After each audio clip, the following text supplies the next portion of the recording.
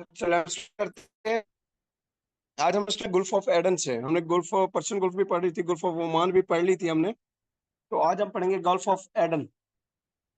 ठीक है। Gulf of Aden जो है ये कहाँ पे है, ये देखिएगा, आपको मैं मैप में दिखाता हूँ। ये रही गल्फ ऑफ एडन, यहाँ पे। ये गल्फ ऑफ एडन है। यहाँ पे डिजिबूटी है और यहाँ पे क्या है, यमन। डिजिबूटी किसके मुल्क है? डिजिबूटी जो है मुल्क है वो साउथ अफ्रीका का। इनके दरमियान में जो ये एरिया बनता है that is called the gulf of Aden कहलाता है। ठीक है। अब यहाँ से एक स्ट्रेट बन रही है, ये बबलमंदी स्ट्रेट थी।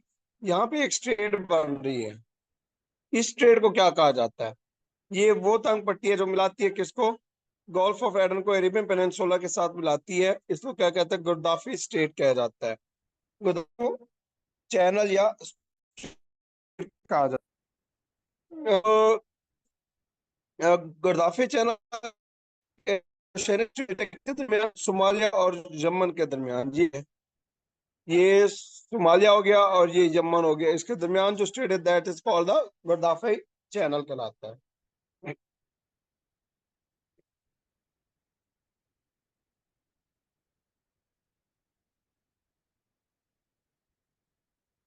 अच्छा, उसके बाद देखिएगा मेडिटेरेनियन सी।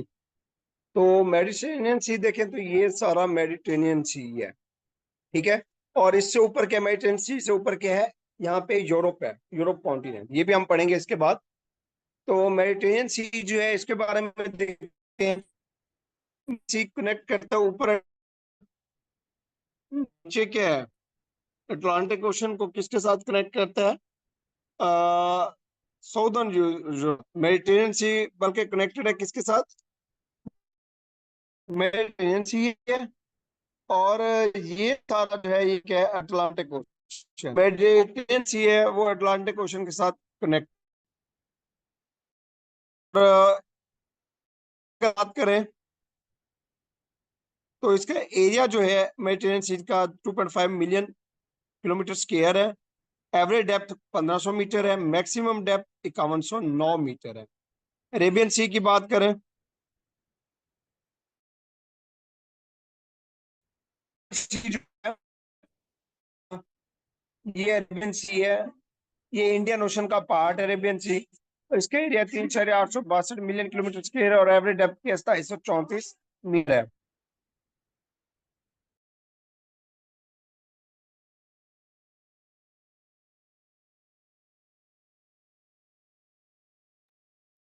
उसके बाद देखिएगा, अब ये क्वेश्चन, अब इराक और कुवैत। ये देखें, ये क्या है? इराक है। ये क्या है? कुवैत है। इराक और कुवैत के दरमियान जंग हुई थी जिसको इराक कुवैत वॉर कहा जाता है। ये बेसिकली कब हुई थी? 1991 में एंड हुई थी। एंड हुई थी 1992 में। ये हमने पहले भी देखी है। ये बेसिकली क्या थी? ये बदनियात की जंग है असल में, जो कि सदर सद्दाम ने इराक के इसने कुवैत के ऊपर क्या किया था? चढ़ाई कर दी थी ऑयल रिजर्व के ऊपर कब्जे करने के लिए। वो इसी तरह ये पेस को कहा गया इनके ऊपर हमला करो। ये फिर जब हमले हुए तो फिर उस तरह ये अमेरिका ने चढ़ाई कर दी इराक के ऊपर फिर। तो ये इश्यूज जो है ना इस तरह चलते रहे। उसके बाद अबू मूसा डिस्प्यूट। अबू मूसा डिस्प्यूट क्या है?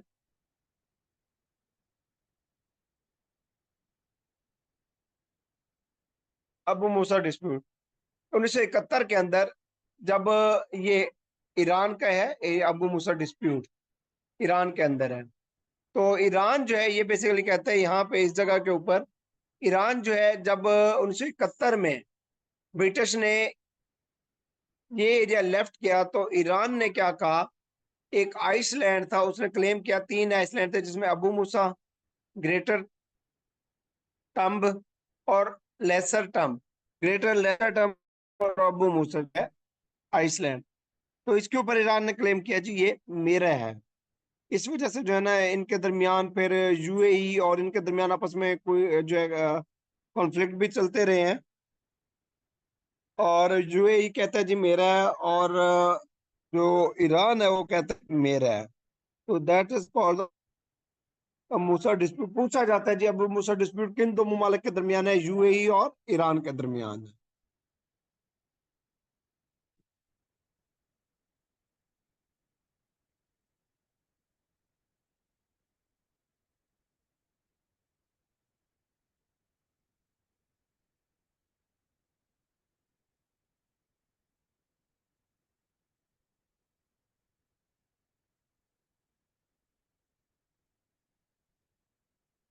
यमन सऊदी अरेबिया, यमन जिसमें हौसी बागी हैं, और सऊदी अरेबिया, ये बेसिकली इनके दरमियान में कॉन्फ्लिक्ट है। कॉन्फ्लिक्ट क्या है जी? फिरकों का है। उसमें शिया सुन्नी के हवाले से जो है मेन वही आ रहा है। फिर क्या है, बागियों का नाम दे के और दहशतगर्दी का इस तरह जो है ना इनको कंट्रोल किया जाता है, जिस तरह पूरे दुनिया में चल रहा है सिस्टम। तो 26 मार्च 2015 को सऊदी अरेबिया ने 9 मुल्कों की कोalition बनाई। ठीक है, 2015 में बेसिकली हौसियों ने हमला किया था। तो इसी वजह से जो है ना यमन के हौसियों ने हमला किया था सऊदी अरेबिया के ऊपर। तो ये इन्होंने बनाई थी 9 ममालिक के ऊपर कोalitions के साथ मिलके, वेस्ट एशिया के और नॉर्थ अफ्रीका के। इन्होंने एक जो है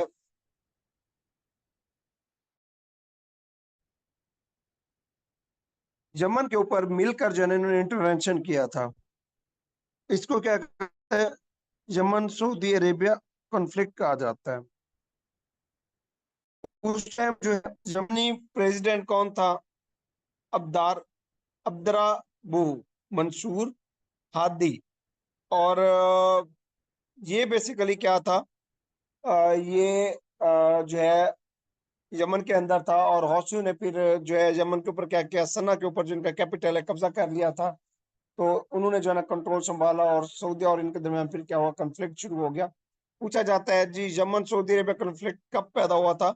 2015 में, मार्च में, 26 मार्च 2015 को।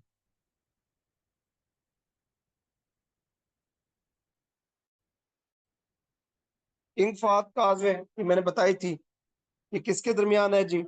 ये बहरेन और किसके दरमियान है? बहरेन और सऊदी अरेबिया के दरमियान, बहरेन और सऊदी अरेबिया के दरमियान है। 25 किलोमीटर का जो ब्रिज है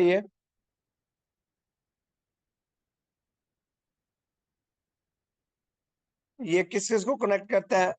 कोबर को, असरा को और बहरेन को। अच्छा, उसके अलावा शतुल अरब रिवर, शतुल अरब रिवर, अरब रिवर कौन सा है? कहते हैं जब दरिया फरात और दरिया फरात और दरिया दजरा कहाँ पर मिलते हैं? ये मिलते हैं बसरा के मुकाम के ऊपर।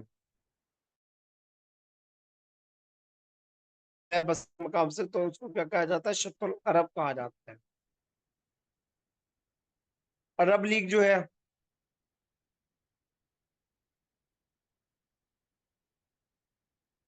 अरब लीग, ये कब बनी थी? अरब लीग 22 मार्च 1945 को बनी थी, अरब कंट्रीज के जरिए।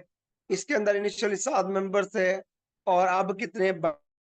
पूछा जाए क्वेश्चन के अरब लीग के कितने मेंबर्स हैं? 22 मेंबर्स हैं।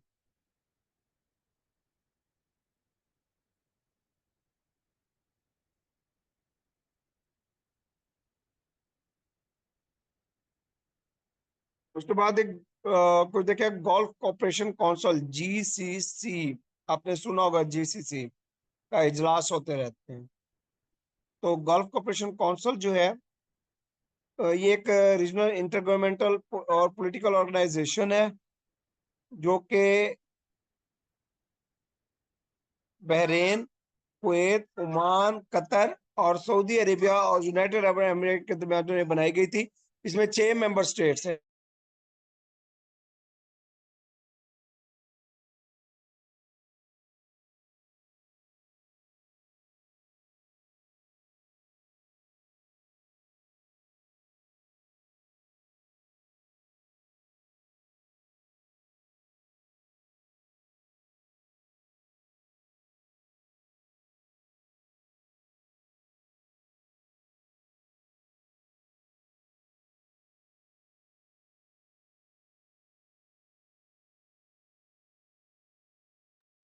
अच्छा, तो कितने ममालिक हैं जी, पूछा जाता है। जीसीसी जो है वो 6 ममालिक के ऊपर मुश्तमिल है।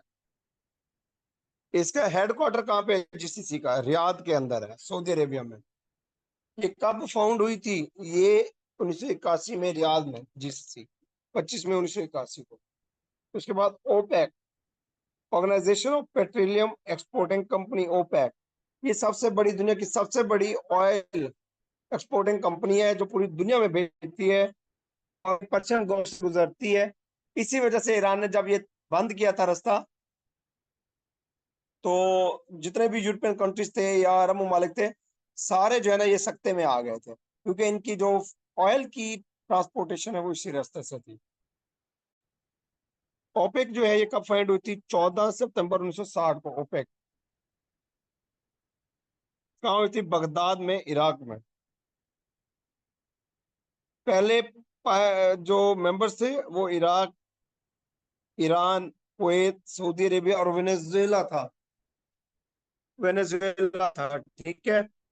और अब जो मौजूद हैं वो देखिए, अब 12 मेंबर्स हैं। कितने हैं शुरू के अंदर? कितने थे शुरू में? जो है 5 थे, अब 12 मेंबर्स हैं टोटल इसके। और इसका हेडक्वार्टर जो है वो शिफ्ट हो गया ऑस्ट्रिया के अंदर 1965 में। बगदाद में 1965 में शिफ्ट हो गया। और इसका जो हेडक्वार्टर है, बल्कि बगदाद में फाइंड हुई थी, उसके बाद जिनेवा बना था, फिर 65 में क्या हुआ था? चेंज हुआ था वीना, ऑस्ट्रिया में। कतर ने जो ओपेक, कतर ने ओपेक छोड़ी थी 2019 में, 1 जनवरी 2019 को। और अंगोला ने कब छोड़ी थी? 1 जनवरी 2024 को, यानी कि 23 में 24 में छोड़ी थी, 23 के एंड में। अंगोला और कतर जो है ना वो छोड़ चुकी है।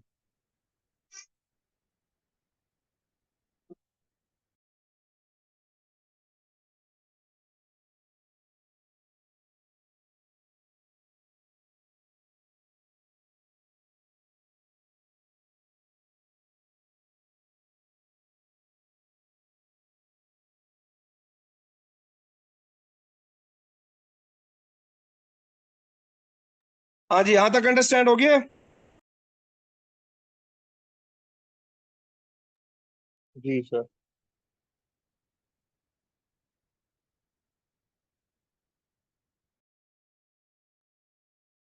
हाँ जी। ओ आई सी, ओ आई सी जो है ऑर्गेनाइजेशन ऑफ इस्लामिक कॉपरेशन,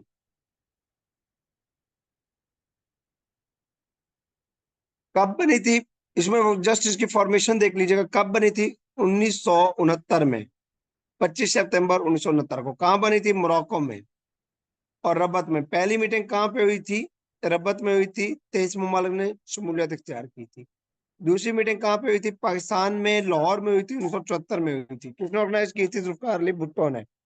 उसके बाद इसका जो ओल्ड नेम था वो ऑर्गेनाइजेशन ऑफ इस्लामिक कॉन्फ्रेंस था, ऑर्गेनाइजेशन ऑफ इस्लामिक कॉन्फ्रेंस। उसके बाद चेंज हो गया था बाद में, और ये 38वें सेशन में चेंज हुआ था 2011 में। कहाँ पे हुआ था? कजाकिस्तान में इसका नाम चेंज किया गया था 2011 में, 38वें सेशन में ऑर्गेनाइजेशन ऑफ इस्लामिक कॉपरेशन रखा गया था। पूछा जाता है कितने मेंबर स्टेट्स हैं? इसके 57 मेंबर स्टेट्स हैं ओआईसी के, पूछा जाता है क्वेश्चन। 57 मेंबर स्टेट्स हैं। हेडक्वार्टर कहाँ पे है जी? जिद्दा में है। करंट सेक्रेटरी जनरल ओआईसी का हसैन हुसैन इब्राहिम ताहा है। कौन है? हुसैन इब्राहिम ताहा, जो कि 2020 में बना था, अभी तक भी है। अब ये चेंज होने वाला होगा। पहला सेक्रेटरी जनरल ओआईसी का कौन था? अब्दुल रहमान मलेशिया का था। पाकिस्तान से कौन था जो बना था? वो शरीफुद्दीन पीरजादा बना था। और 48वां जो इसका सेशन हुआ था 2022 में, वो कहाँ हुआ था? इस्लामाबाद में हुआ था, 15 मार्च 2022।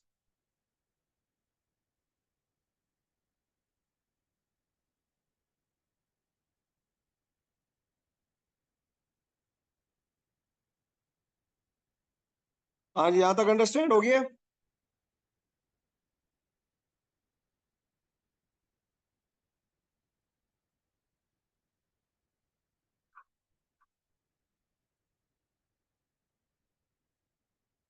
बताइएगा, अंडरस्टैंड हुआ?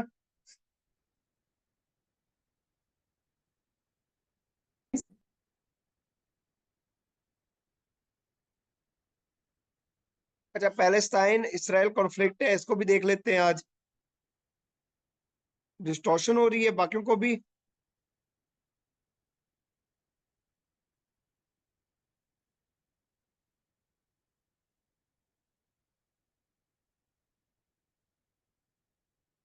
जी, अभी भी डिस्टॉर्शन हो रही है। नो।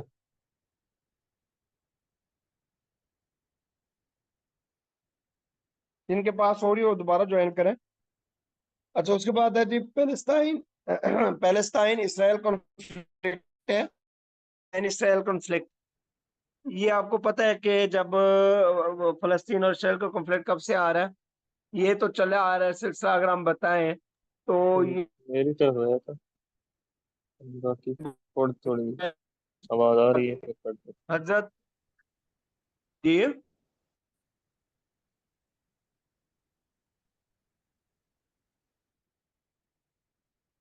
बाकी किसको इशू आ रहे हैं?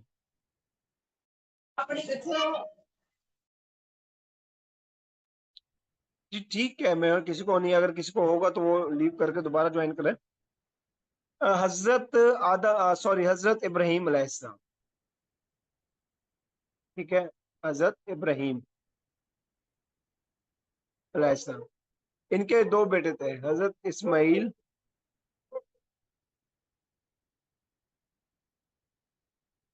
और हजरत,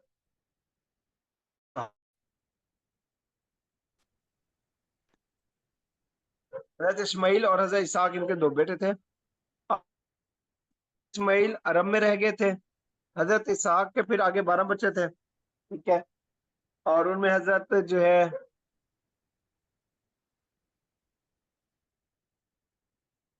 हजरत इन हजरत इसहाक में से हजरत याकूब थे। हजरत याकूब के जो है ना वो 12 बेटे थे, जिनमें फिर हजरत कौन थे? हजरत यूसुफ अलैहिस्सलाम। ठीक है, और वक्त गुजरता गया, नबूवत इसी साइड पे चलती रही। अब आखिरी नबी का जब मामला आया तो कॉन्फ्लिक्ट वहां से शुरू हुआ। तो इन्होंने कहा जी, आखिरी नबी जो है वो हम में से आना चाहिए, लेकिन कहाँ से है? आप वसल्लम में से, अरब में से। तो इनको जो है ना ये बात पसंद ना आई, जो इसराइली हैं। तो इन्होंने इस्लाम कबूल ना किया, और शुरू से ये इसलिए फिर क्या है, इसी तरह ही मुर्तदा रहे हैं।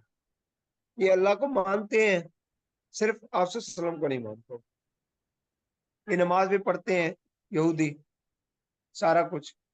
तो ये वहां से चला आ रहा है, फलस्तीन इसराइल कॉन्फ्लिक्ट। बेसिकली ये इस्लामी और जो यहूदी है इनके दरमियान जो है ना बहुत ज्यादा है, और तीसरा भी है, ईसाई।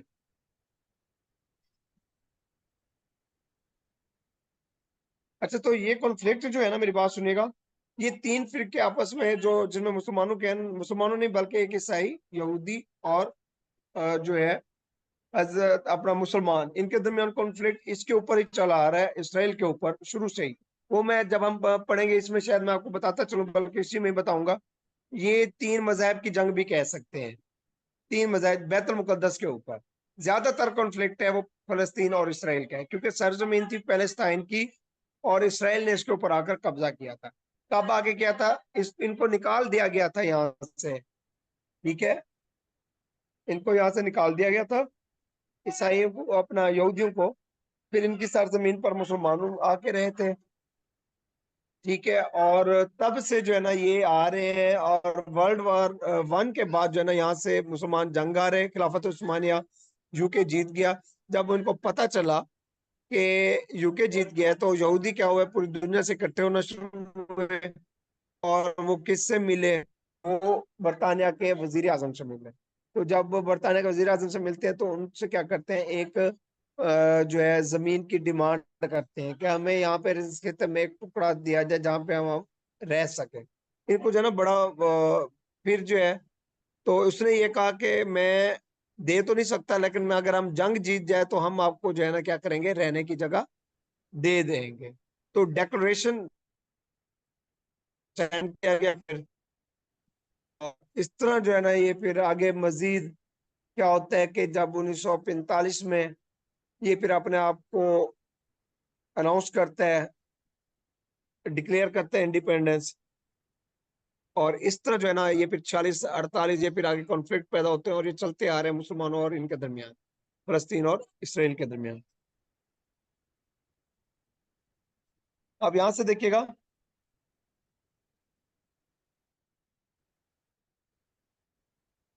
ये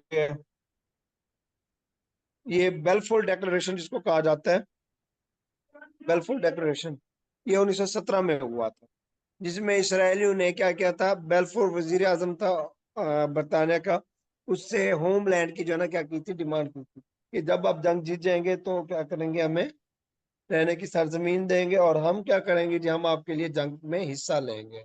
तो इस तरह जो है ना उन्होंने अपनी सरजमीन वापस ली। उसके बाद वर्ल्ड वॉर 2 के अंदर फिर होलोकॉस्ट हुआ, इसराइलियों को खत्म किया गया, बिल्कुल थोड़े से बचाए गए थे, हिटलर ने तबाह करके रख दिया, तकरीबन मारे गए थे इसराइली दी, तकरीबन 60 लाख के करीब इसराइली, इसने यहूदी क्या किया था, मार दिए थे हिटलर ने।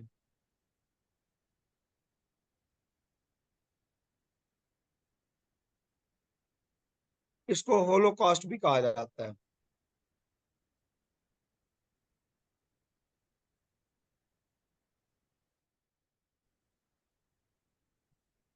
हाँ जी। उसके बाद फिर जब 1947 41 से 45 में होलोकॉस्ट हुआ, फिर ये जो है ये यरूशलेम की तरफ मूव करना शुरू हुए, और फिर जाकर जो है ये उनके वजीर आजम से मिले थे बरतानिया के, और इस तरह जो है ना उन्होंने कहा कि जी आप जंग जीत गए हैं अब, और आप अपने वादे के साथ जो है ना हमें क्या करें, हमें हिस्सा दें स्टेट का। तो फिर क्या होता है कि इनकी डिवीजन की जाती है, जिसमें पहले अपना 55% जो है पैलेस्टाइन था, और 3% कौन था, ये जो है यहूदी थे। लेकिन जब उसके बाद जब ये आबादकारी शुरू की, तो फिर जब इनको हिस्सा दिया गया, तो 55 दे दिया गया तक इसको, ये फलस्तीन वालों को, और 55% दिया गया था किसको, इसराइल को, ज्यादा हिस्सा उसको दिया गया था। अब तो ये कब्जे कर चुके हैं।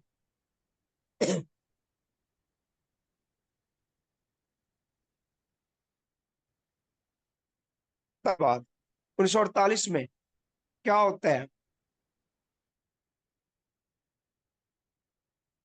जो है अरब इसराइल वार होती है 1948 में। इसने क्या किया था, खुद को इंडिपेंडेंस डिक्लेयर किया था 1948 में।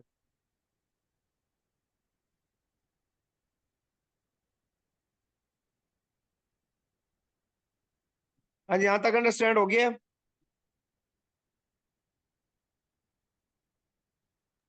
जी सर।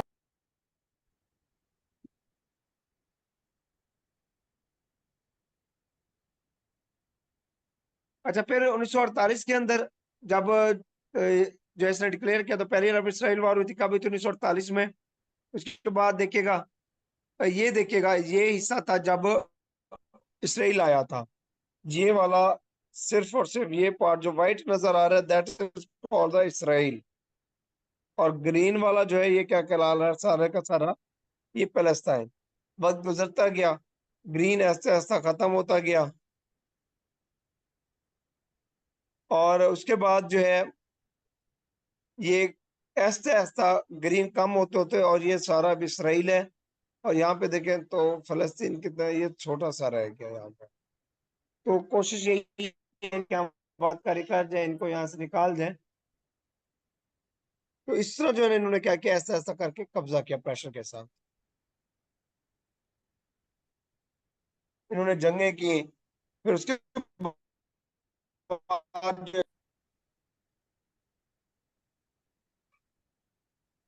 एक मिनट,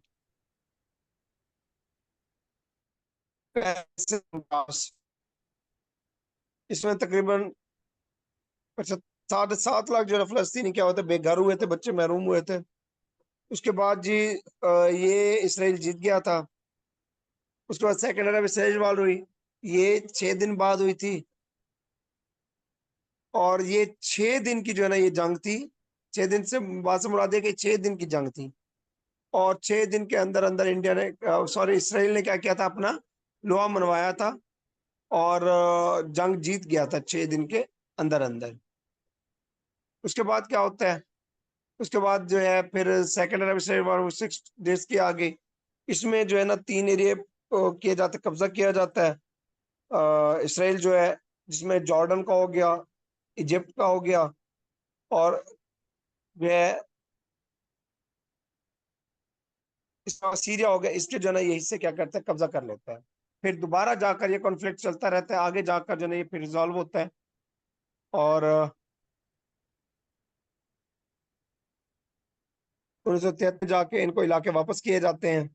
फिर 1978 में कैंप डेविड अकॉर्ड होता है। ये सुलह जो है ना ये अकॉर्ड था।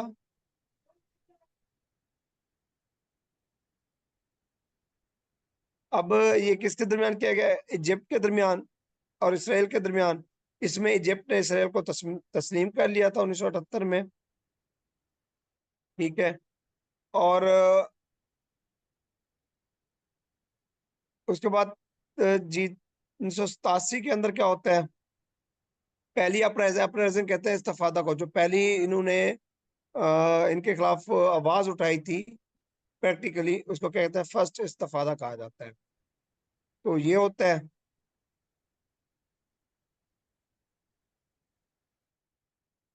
में उसके बाद 1993 में ओस्लो अकॉर्ड साइन किया गया था फलस्तीन और इसके दरमियान, इसराइल के दरमियान अमन के लिए। ओस्लो अकॉर्ड, जिसको पीस अकॉर्ड भी कहा जाता है, ये कब हुआ था, 1995 में हुआ था। 1993 में, दूसरा 1995 में हुआ था। इसके अलावा सेकंड जो है अपराइजिंग जो है सेकंड, वो कब होती है, 2000 में होती है। ये जस्ट उसका डेट पूछता है कि कब हुई थी, 2000 में हुई थी, ईयर पूछता है।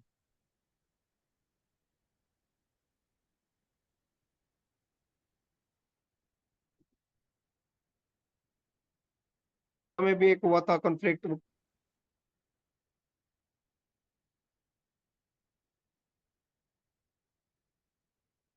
तो इस तरह जो है ये इश्यूज बढ़ते गए और इनके दरमियान जो है मामला भी बिगड़ते गए। और अब जो मौजूदा सूरत हाल है वो क्या है, जंग की है। और तकरीबन ऑलमोस्ट जो है ना गजा को क्या कर दिया गया है, खत्म कर दिया गया है। और तकरीबन अब तक की जो कैजुअलिटीज हो चुकी हैं वो अप्रोक्सीमेटली 35 प्लस हो चुकी हैं। 35,000 के करीब जो है ना उनकी डेथ हो चुकी है लोगों की। और जो ऑपरेशन लॉन्च किया था हमास ने वो कौन सा था, तूफानुल अस्का था। तूफानुल अक्सा, जिसमें पहले दिन ही 5,000 क्या किए गए थे, मिसाइल दागे गए थे। और ये कब लॉन्च हुआ था, 7 अक्टूबर 2023 को। और अभी तक जो है ना ये उनकी जेनोसाइड जारी है।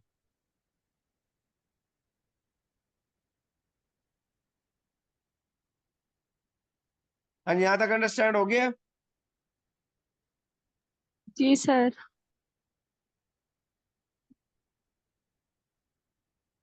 ये डबल आ गया।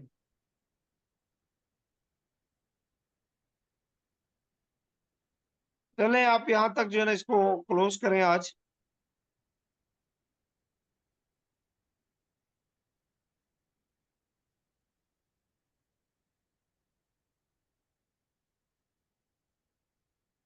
हाँ जी, लीव कर सकते हैं आप। अल्लाह हाफिज।